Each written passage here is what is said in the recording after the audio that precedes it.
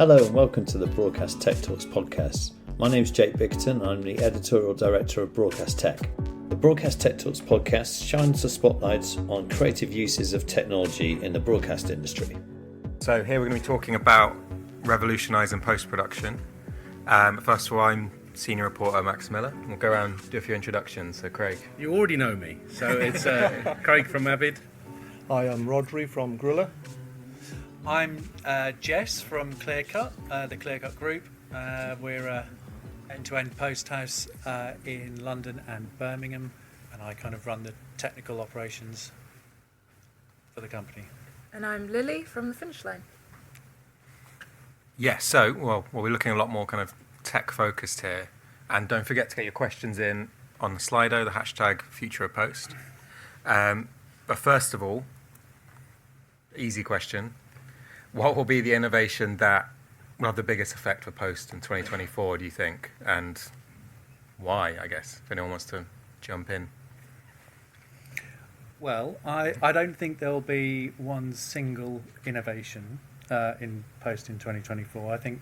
But I do think that it will be sort of largely dominated by generative AI. I think that it will be a year of experimentation. And it's just a continuation of 2023, really. I think we have to be kind of cautious about, thinking what is going to happen in 2024 and running before we can walk.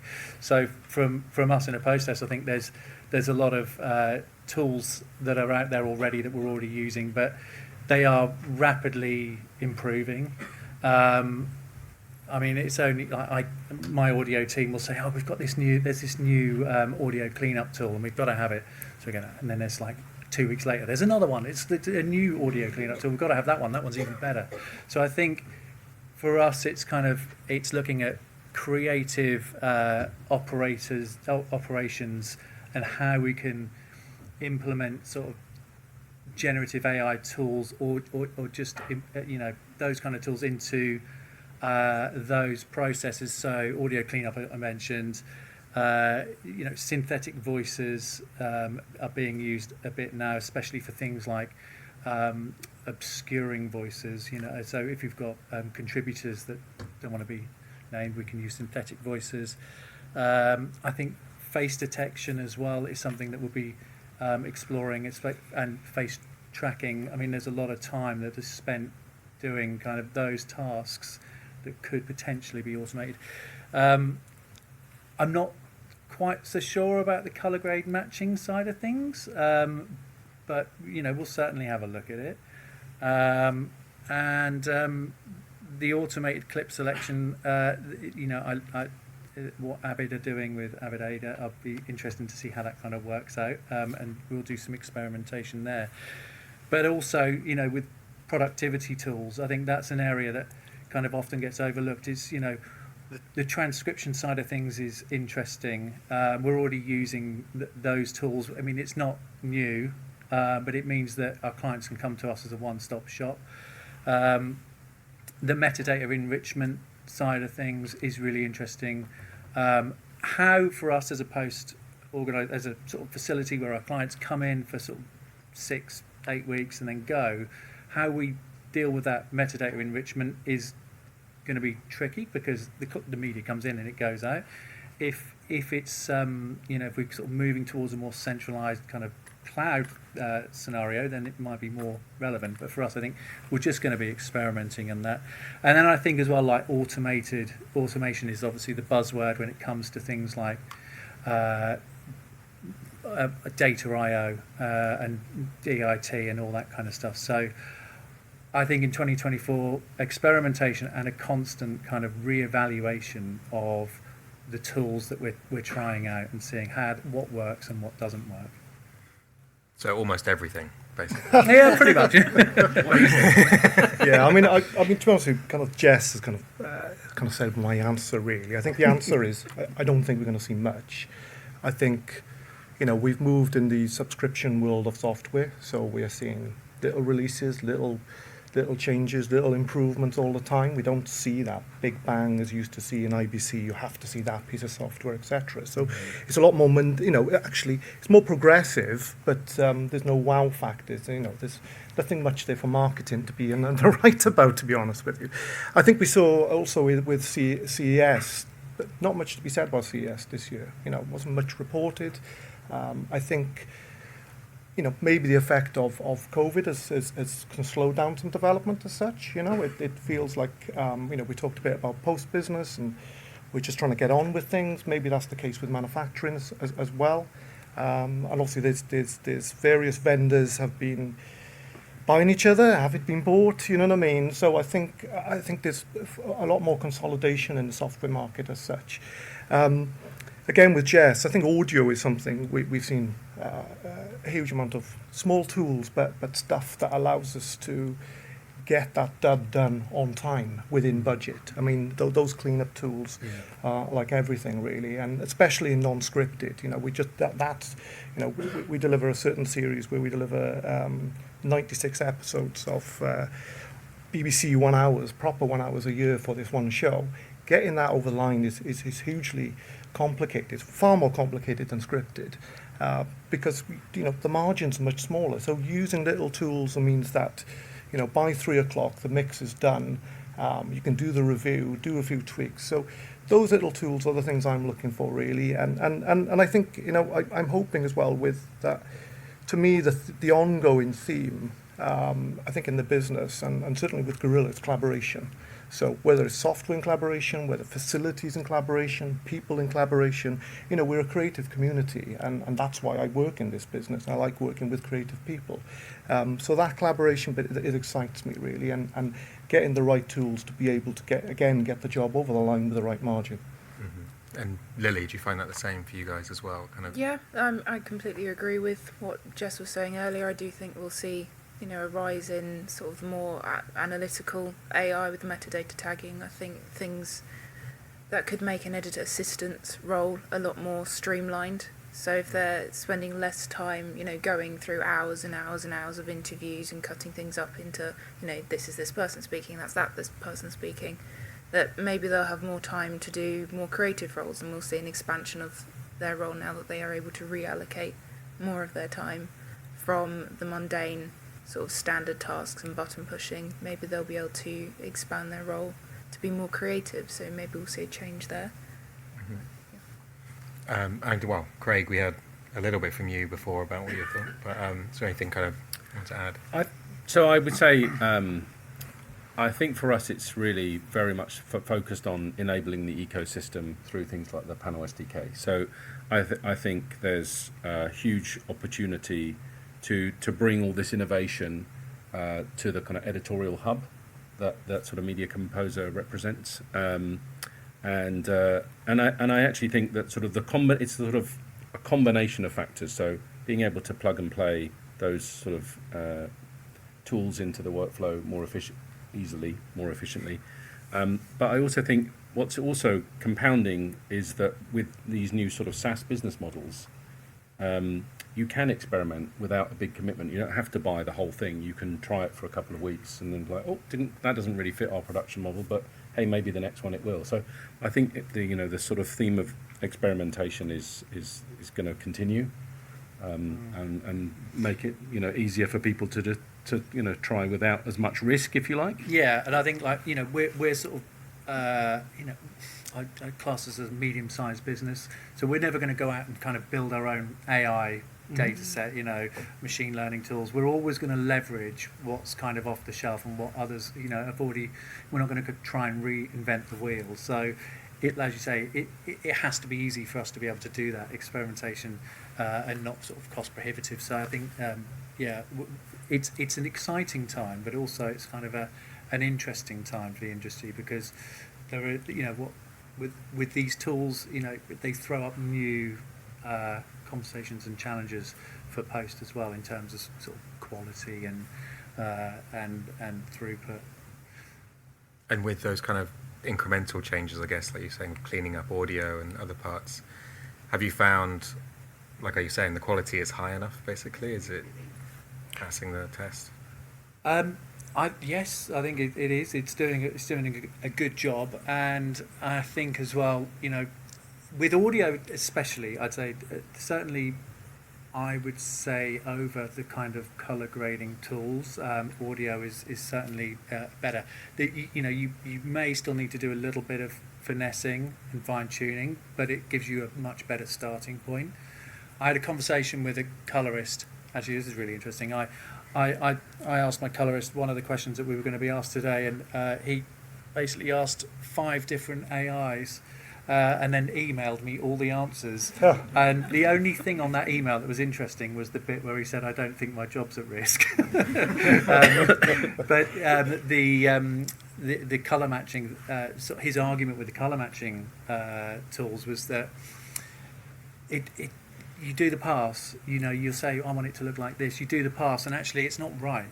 So then what do? Do you do it again? Do you not do another pass? Or do you start to try and finesse that pass? When actually it's just quicker to just start from scratch and do the traditional approach to grading, And by the time you've faffed around, you might as well have just done it the normal way. Yeah. Those, I'm sure there will be improvements, but I thought it was really interesting. Yeah, definitely. Is that something, Lily, you found as well, kind of, in your experiments with it? Yes. I don't really have a huge much more to add other than what Jess has said. I think he's kind of covered everything that I wanted to cover there. So, I mean, there are, with the grading bit. I mean, that's, we touched upon in the panel earlier. Really, I think the creative process is not going to change. The tools in the latest version of Baselight 6, which is using some machine learning there to do the grade, is fascinating. Yeah. It's interesting. Does it mean we are grading in less time? No. We are, it's an easier journey, or maybe we can get better results for the time we have. So I don't see anything dramatic. I just see progression in technology, just progression that's, which is the day-to-day post-production. We're constantly tweaking things, constantly trying to make things better. I mean, we'll go on to more about AI next, but I just see it as progression. I don't find it particularly interesting, to be honest. Well, we'll bore you a little bit more. So, as you mentioned, we've already kind of started talking about kind of AI and automation without even bringing it up specifically. So, what is scaring a lot of people in terms of their jobs, obviously, but exciting some other people because might be able to do it all really cheaply. What do you think would be the next steps, I guess, in terms of how those kind of tools be brought in? Well, I mean, I don't know. I read a report last night. I think it's a US report that came from some questions to Hollywood studios, and didn't read all the way through. I skimmed through, and there was a little table there, which I don't know what the source of the table is. So don't quote me, but it put in a list of like a top 20 of industries and the risk of AI disruption. So entertainment and media was ranked as something like number 15 at 50%, right? So 50%, don't know really. I mean, but the same value was forestry and farming, of which I'm kind of going, I mean, I wasn't sure what to take from it. Maybe, clearly there are tools going to come that's going to help us with the jobs. To be scared of it, absolutely not. I think it's take it on and go with it, which is what we always do with technology in post. I think I'm kind of interested in, it was mentioned earlier, responsible AI. That I think needs some work on it. Also, intellectual property, that's not talked about. What does that mean? Again, this week I was reading about coming out of a education institute in the US. There's some tools coming out now. I think I made a note of it earlier. One's called Nightshade, and the other one's called Glaze, which is a form of watermarking onto your image, which basically is designed to confuse generative AI, so it can't take your IP. So I think the conversation is a lot wider that we've we haven't gone there yet, really, and I am interested, by the way, but it's, I think with AI, it's just a confusing conversation, because I'll be talking to my partner at home and she's talking about World War III in AI, and then I come here and we're talking about grading in AI. So I think what convolutes the conversation is how it's going to affect our personal life as well as affect our work life. And I think sometimes we can't disconnect that and see the wood for the trees, really. And I mean, end of the day, in terms of a post house, if there's going to be a tool there that's I keep on talking about margin, but if it's going to increase the margin, I'm going to use it. Yeah, I that's the bottom line. So I really just see it business as usual. And we touch upon the creatives. I completely believe in the artists which work with us. And I don't see that affecting them. I actually do see it affecting them. It allows them to do what they're good at and what they want to do. And I see it as a positive from that side. Mm-hmm. It's obviously such a broad, like you're saying, so Brit on everything. So Craig, how would you approach it in terms of where to start, I guess, with you guys? Well, so I mean, I think it is massively broad, and it affects everything from support chatbots being able to be more intelligent and surface answers more quickly, to coding. I mean, I think it's very, very clear that from a development perspective, you've seen people like Microsoft talk about like how GitHub Copilot can help be like peer programming and assisting with kind of intellectual property creation on the code level. So I mean, it's just such a huge field. I think I think we need to be able to, at the same time as kind of having the conversation, make sure, with the brands and the IP and the broadcasters, make sure that we've got the sort of safeguards as best we can kind of built into these tools. But I also think, as maybe Claff was talking about earlier this morning, there's a whole community of creators that are not waiting for legal to tell them what they can use, right? So they are going to use these tools. Whether they're using it, for their TikTok channel or YouTube or whatever, and actually, I think that's going to benefit us as we see that experimentation, without being shut down by legal. But then, and we will see some of that innovation and creativity come into our kind of mainstream, whatever that is anymore, kind of world. But I'm extremely optimistic about it. I think it is going to present lots of new creative options. I think I read something recently as well, just how if you think about visual effects as an example, sort of prompt engineering, to being able to literally write a description of what you're trying to create, that has kind of democratizes tools in a totally new way, right? So like anybody could create images and storyboards, and so I think it's absolutely fascinating. It's a new creative tool in the toolbox, but we're going to need to be careful with IP and sort of integration into the workflow, so it doesn't add lots of friction. Yeah, I mean, we've had to add a responsible AI usage into our company handbook already, because it's important. We need to know that what's going in is licensed or authenticated, legal. What's coming out is the same, so we've had to start to put into practice some safeguards internally, and just really just getting people to think about what this is, and how it works, and I think on a human level as well. Yes, I mean, you mentioned there, like, people are scared. I think yes, I think, and probably not without reason. I think it will be disruptive, and I think post Rodri mentioned there, fine margins, and I think that is something that every post house is always sort of looking for. What's the fine margin? And undoubtedly, if this technology can reduce overheads, it's gonna happen, right? So I think the industry will, maybe not this year, maybe not next year, but it will over time. It will start to sort of consolidate its operations, and it will use this technology to the full. But we have to bring the people along with us as well. So kind of almost contradicting myself here, remove the fear, right? But actually, a lot of that is about actually educating our workforces about what it is. Interesting one is we have a clients it's not just educating our workforce, also educating our clients as well about what its capabilities are now and what its capabilities might be in the future. A good example is transcription.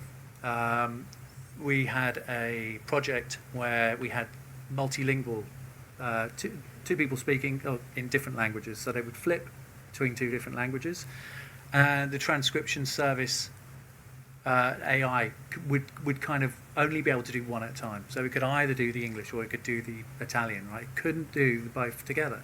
And, the view was, well, why not? Surely AI can already do this. And it's like, well, actually, no, it can't. We're not quite there yet. And part of that is because the machine learning and the data sets, they need the data fed into them for them to be able to learn and be able to process this. So, yeah, it will happen. But I think, it's not going to happen this year. I don't think people need to be too fearful of their livelihoods just yet, but it will eventually. The fine margins will motivate companies to get to use the tools. Is that the same at the finish line as well? Yeah, I do think a decent amount of apprehension is to be expected with any emerging new technology, although AI and machine learning have been around for a decent amount of time. I completely agree about the standpoints for the ethical needs for AI for creators to be able to know that AI is not going to be taking their content and their IPs indiscriminately, and that there are going to be safeguards in place to make sure that they're not just being farmed for content creation, and then as well for clients to know that they are getting ethically, and if they are going to be working with companies that are going to be using AI, that they know that the AI has been trained ethically and isn't just going to be stealing from creatives. Yeah. But no, I don't think jobs are necessarily going to be lost because of AI, but I do think they will evolve over time. As with every new and emerging technology, there will be changes to the way that we run our workflows, and it's part of our sort of responsibilities as an industry to adapt to new technologies, bring on new things that will make our creative processes more fluid and give our creatives more time to do what they need to do. And the more time we can feed back to them, the better. I think Lily's right as well. I think roles will change, but roles will still exist. Yeah. So yeah, it's not like all complete doom and gloom for me. Same as usual then. Yeah, well that's true. Yeah. Well, yeah, you mentioned that's obviously in the next year or so, but looking further ahead, maybe 5 years down the line or so, what kind of industry will, obviously you can make yourself look very stupid here. Yeah, I know. It's one of those questions where you say the answer and someone goes, you can already do that, right? If anyone wants to stick their neck out, what kind of industry do we think we'll be looking at on the technology side? Well, I'd just like something that can answer my emails for me. That would be great. Revolutionise comms. That would be my number one wish list. It's a massive question, isn't it? I heard someone say fairly recently that it's going to be a combination of Moore's law and Murphy's law. Moore's law in that everything gets faster every couple of years, and Murphy's law that whatever can go wrong will go wrong. I hope it's kind of more towards the Moore's law, but you have to be prepared for things to go wrong as well. So there are so many applications, I think, for the future, and I do think that in 5 years' time we will be looking at a very different kind of industry to what it is today in terms of how we apply process, media, creative application, and I think that there's lots of ways that we can move it forward, but it could be quite scary. But we run the risk of generating really terrible content.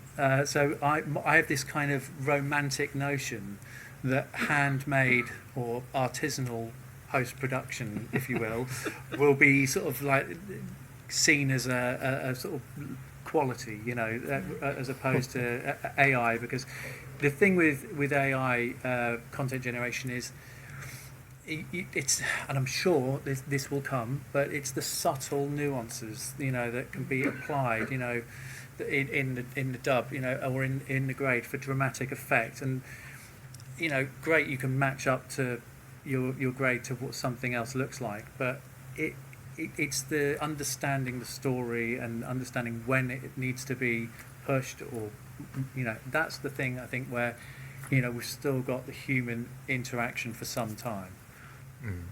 Roger, will you be going artisanal as well? Well, I hope so. Sounds good. I suppose 5 years' time, the things that are on my mind, specifically in post, is at the moment we're very much an on-premise, stroke hosted post-production house with our own storage, tin, etc. So in 5 years' time, we'll be looking at this vast amount of storage. Will that be sitting elsewhere? Hate the word cloud, but is that where we should go? To me, that's still a bit of an open question or a bit of a debate. We talk about security. It's a flip side. Is it more secure in the cloud or not? So you've got several factors there.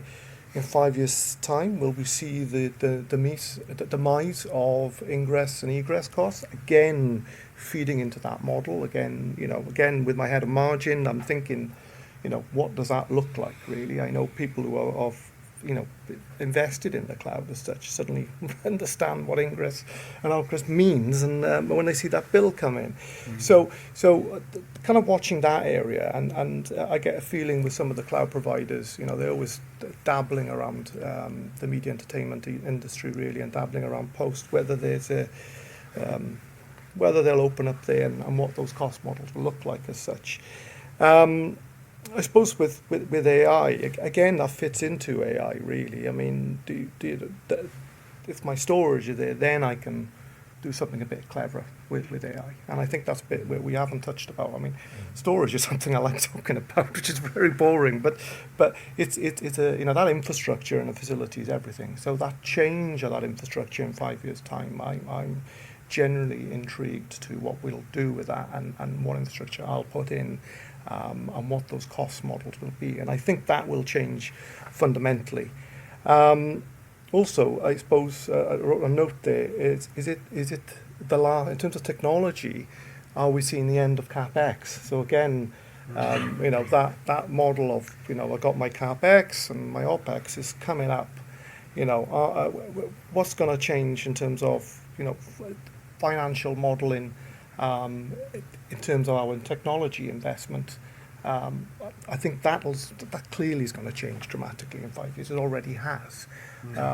But again, that's something on my mind where, looking 5 years down the road, how do I change my financial models to what's going around with me, really? And I really appreciate in some cases, and it's complicated because it comes down to financial reporting, frankly, how you reported and depreciation and all that stuff. On top of all of that, you got your vendors and your manufacturing are constantly evolving. So it's all very well I come up with a plan and then everybody changes it. So, Avid wants me to go completely subscription, which we partially have.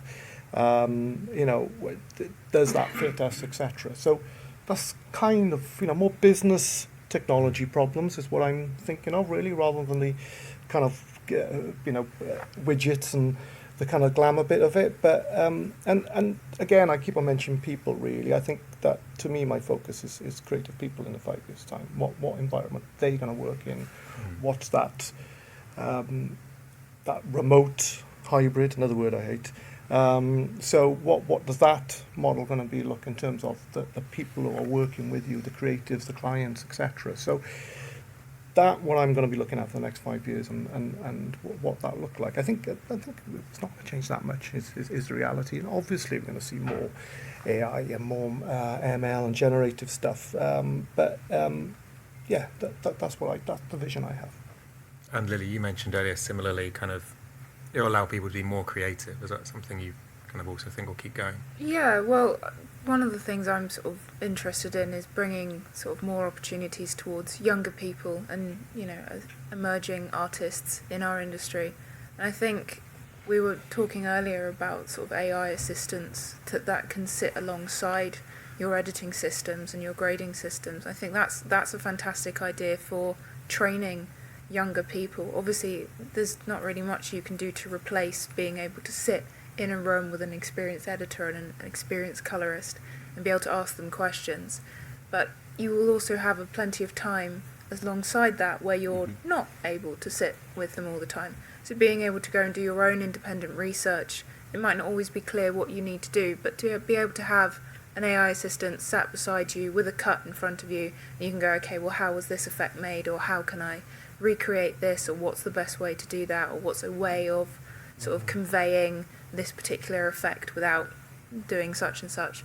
I think we will start to see an upturn of more visually stunning pieces coming from younger creatives, potentially not with the story aspect, but we will begin to see more interesting pieces coming from, perhaps, you were talking about on the panel earlier, about people coming from backgrounds of social media and influencers who want to go into short form film. You know, this could be a stepping stone for them to help them sort of understand more long form editing or more long form products. So yeah, so the training aspect is quite interesting to me. I think we have to consider as well what we might lose. You know, and I think, Craig, you know, you said you came up through the traditional MCR route, and so did I, and probably so did many people.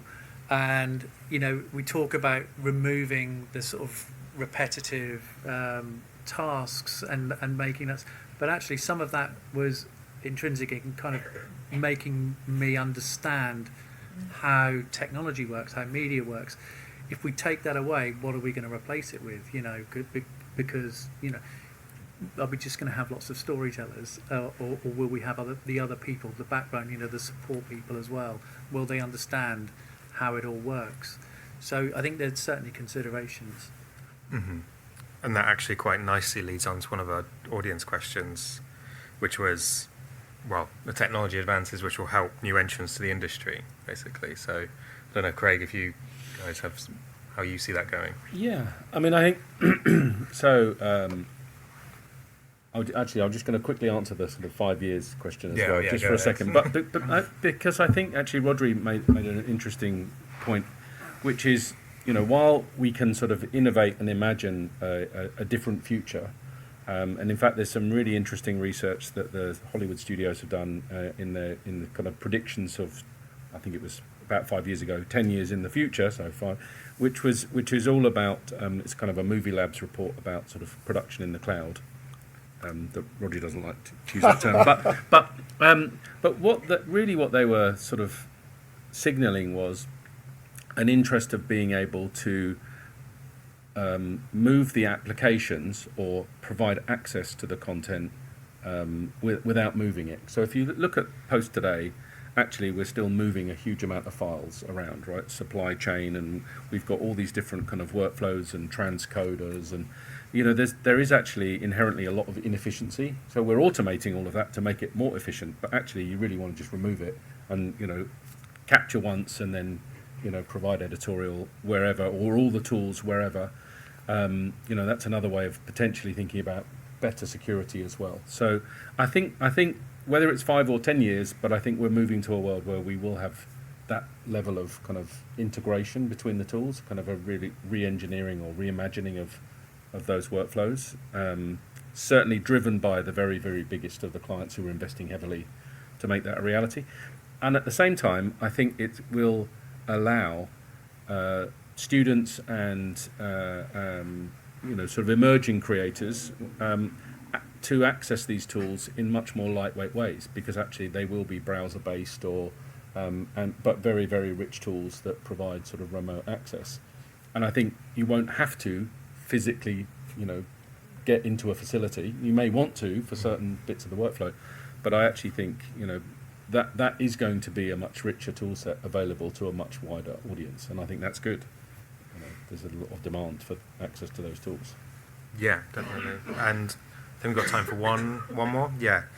So not to move everyone on too quickly, but an interesting one was very highly upvoted. So do you believe virtual reality tools like the Vision Pro, not in their current state, but as in where they could go, could eventually eliminate the need for costly monitors and keyboards and all that kind of kit.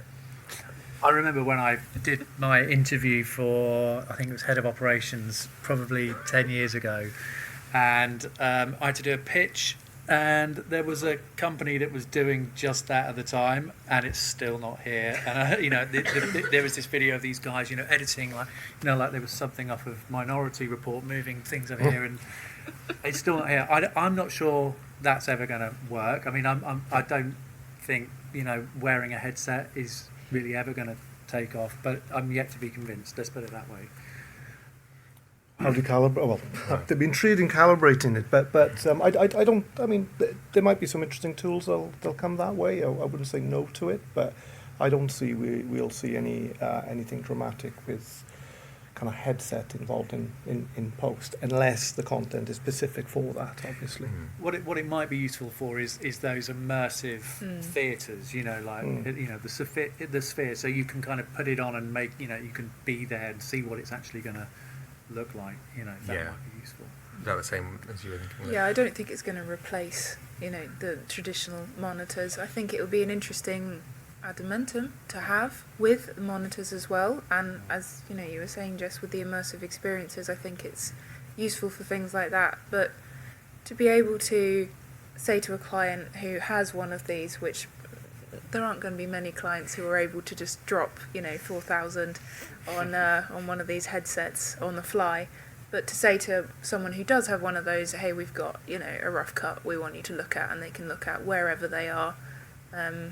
Although that depends on them, of course, having brought this £4,000 headset all the way with them and then being comfortable with wearing it for a prolonged period of time.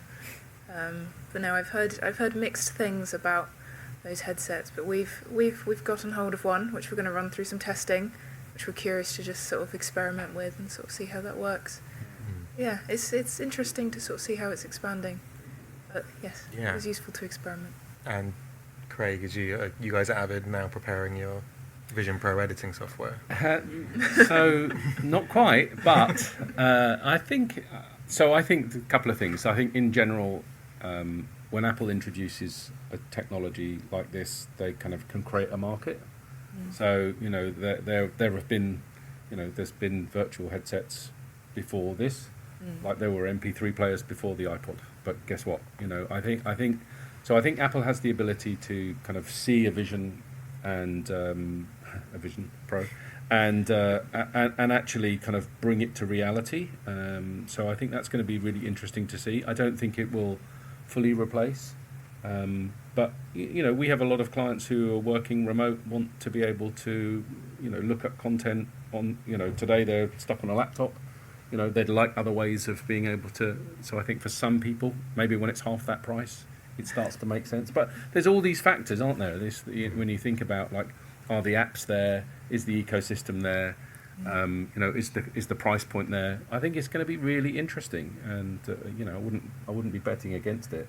But is it going to replace a graded monitor and maybe not for the next few years? Well, we'll see next year when we're sitting here in headsets. Exactly. Well, I won't be here. I'll be virtual. No. Exactly. But that's all we've got time for right now. So I just want to say thank you to everyone taking part. And we've now got Imran to tell you a bit more about what Avid will be doing. Thank you.